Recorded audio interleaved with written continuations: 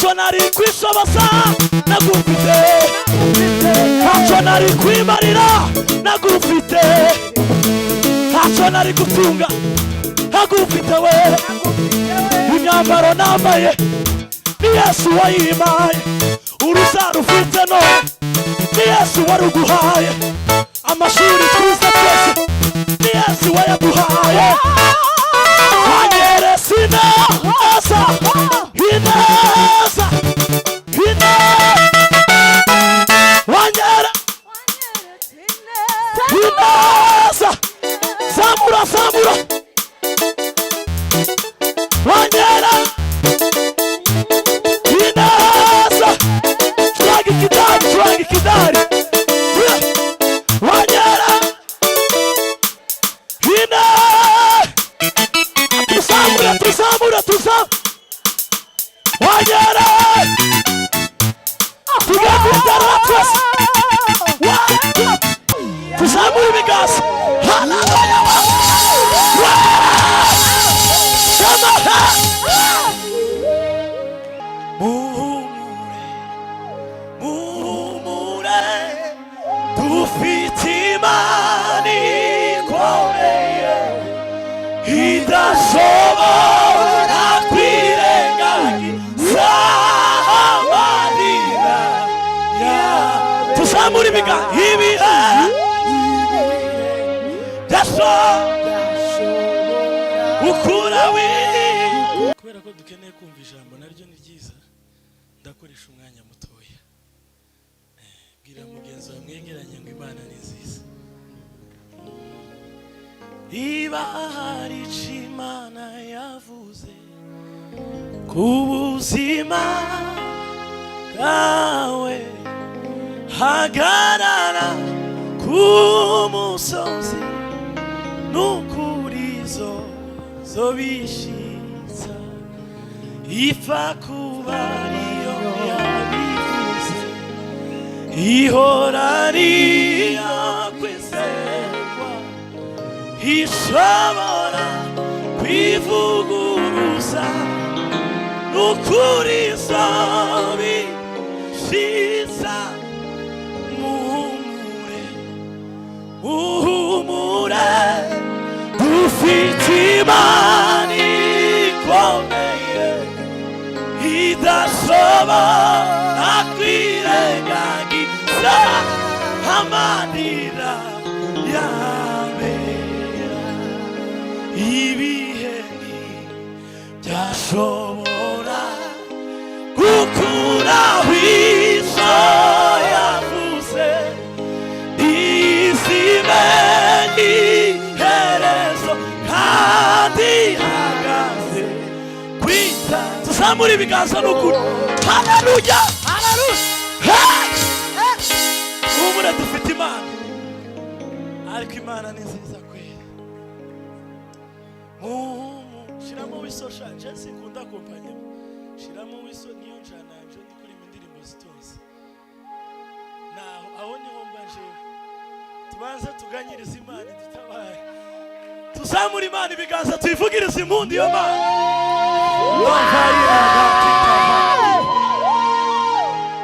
Muhumure, muhumure, dufite Imana ikomeye idashobora kwirengagiza amarira yawe. Tuzamura ibiganza. Ibihe byashobora ukura w'icyo yavuze, izimenye iherezo kandi ihagaze. Tuzamura ibiganza biheke n'ukuri. Muhumure, muhumure, dufite Imana, Imana ikomeye idashobora kwirengagiza amarira. Tuzamura ibiganza. Haleluya, shamaha.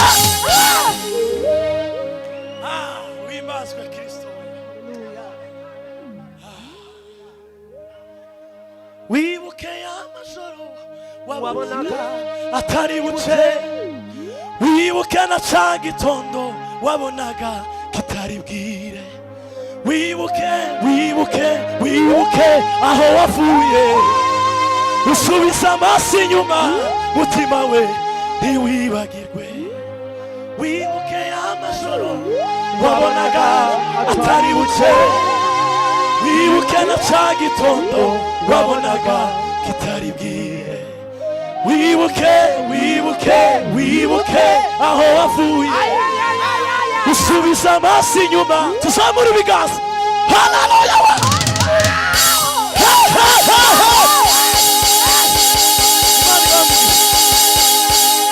Dukomere Imana amasi menshi. Katurimbe sebene hanyuma.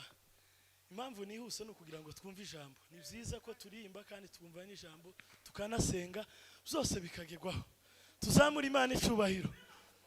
Katuvuge ngo ni Nasiri na Yesu ufitanye ibanga n'Imana, ngo kandi iryo banga niryo rinkomeza, ngo mu mahoro no mu zishimo no mu bibazo, iryo banga ufitanye n'Imana ngo niryo rizarinkomeza. Bariza mugenzi wangu ufitanye ibanga n'Imana. Yes, niba nakubwira ngo rirahari muze kuza dufatikanye. Haleluya. Jewe sizambwira abantu ngo muhaguruke, umutima no kubwira ngo uhaguruke na amahoro. Ibanga ufitanye n'Imana niba rihari byonyine rigwagurutse. Baratubwirije baravuga ngo umuvugatso ngo umuririmbyi navuga ngo muhaguruke, ngo ninkahaba yananiwe, ngo ninkahaba yananiwe noneho akabwira ngo nimuhaguruke. Rero ibanga ufitanye n'Imana riguhagurutse, reka ndeke gutinda twagiye. Niba ntaryo wishane, niba rihari uhaguruke tuvugirize Imana impundu, tuzamura ibiganza. Wimaswa Kristo. Ay ay ay ay ay ay ay ay. Wimaswa Kristo. Ay. Subiramo. Upa. Waambie wanaolia wakiteswa na malimwengu, waosheni neema yake na rehema yake Mwokozi, watafunguliwa, watawekwa huru. Hosana, amen. Haleluya. Waambie wanaolia wakiteswa na malimwengu, waosheni neema yake na rehema yake Mwokozi, watafunguliwa, watawekwa huru. Hosana. Tuzamura ibiganza. Ni Nasiri irutawa, yani iwe Nasiri kwa amani,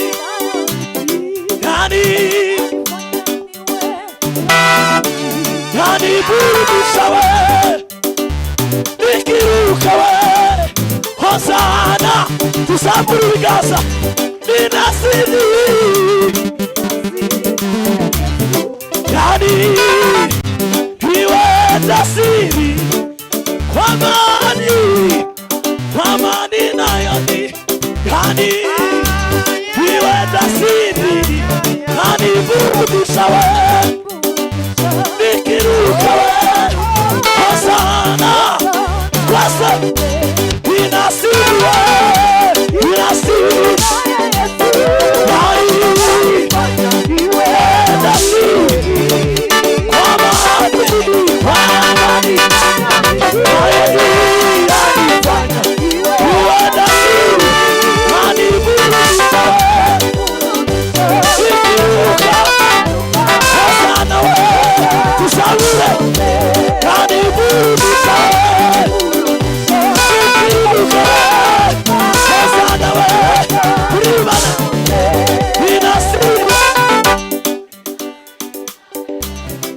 Fata gatambaro.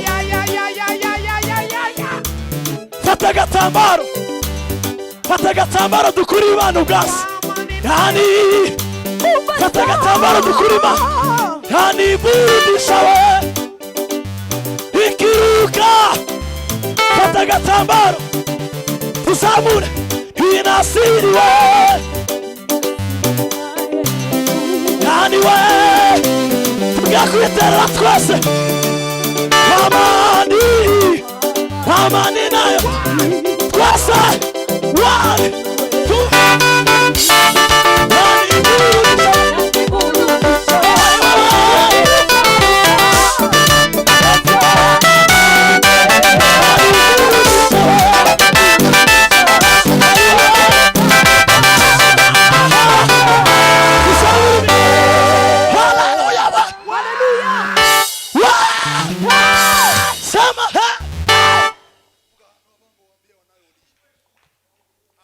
Bwana sifiwe sana.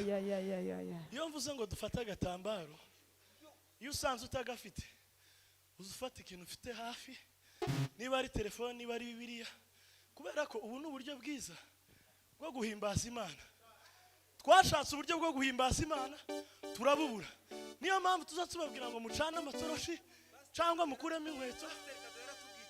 Nubona umuntu ari hano imbere akaba ari hano imbere, nakubwira ngo uzamure kuko ni Imana iri kuvuga.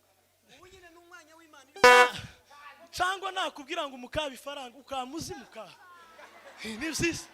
None rero fata agatambaro nukabura ufate telefone tuzamure ibiganza.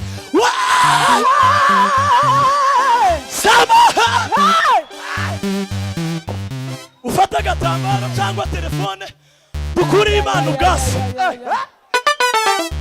Waambie wanaolia wakitesha amari mwegu, waosheni neema yake na rehema yake Mwokozi.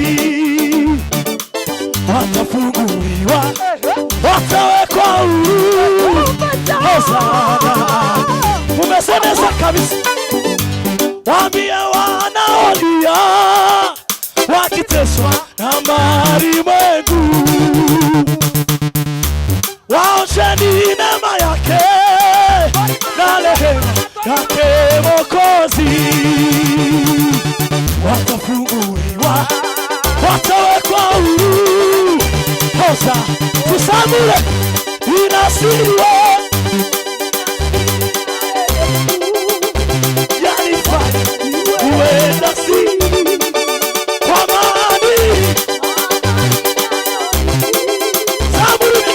Saula Nani burudisha we Ikiruka Hosana we Samura Inasiri we Yani Wanyani we nasi Wamani we Wamani we Nayo dikiwe Wani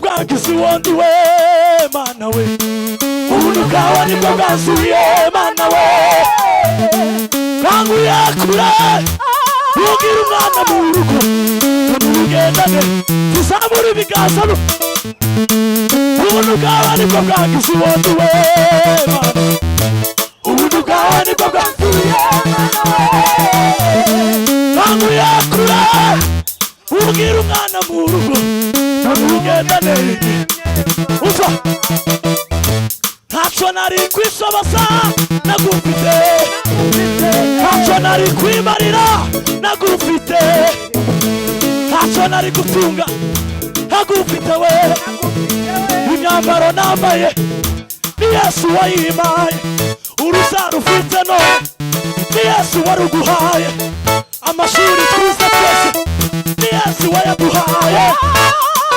wanyeresa ineza ineza wanyera ineza samura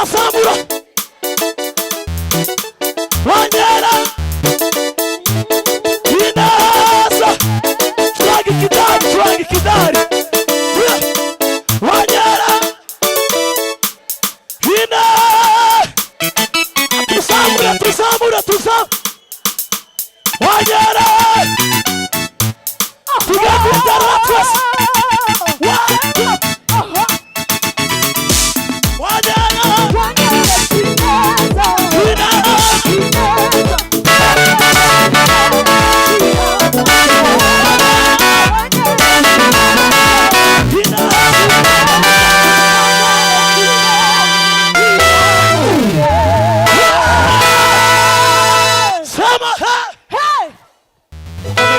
amashyi menshi abantu bose babonye neza y'Imana.